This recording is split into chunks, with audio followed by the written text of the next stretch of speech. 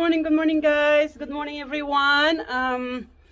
Yesterday guys I took a ride and at the same time took a videos showing around country road or country areas. It was a wonderful day, lots of sunshine, and then everything is melting, no more snow. So I upload my video, and then I got up this morning guys and look what we have here. So it's back again. Snow everywhere. See, um we thought it's the snow is done. It's over because spring is here, but it's not here. It's the white. So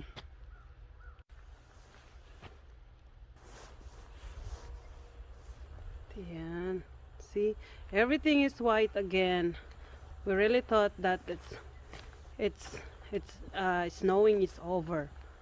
It's not. Yesterday was a beautiful day. No more snow in the ground. Kids is playing around the house. But now it's back. See.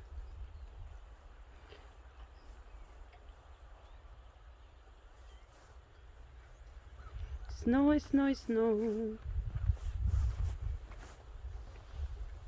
lang siya guys. Decide to take a short video to show it around the house guys, like that. It's because yesterday was a beautiful day, and then I took a ride, and then I got up this morning and then the ground is white. So here comes the snow is back, I guess. So I hope this is the last snow, but I don't think so. So spring begins, daylight saving start. So yun lang siya guys. Just a short video guys. So thank you. I hope you like my video, and please don't forget to like, share, and leave a comment guys. Thank you. Bye.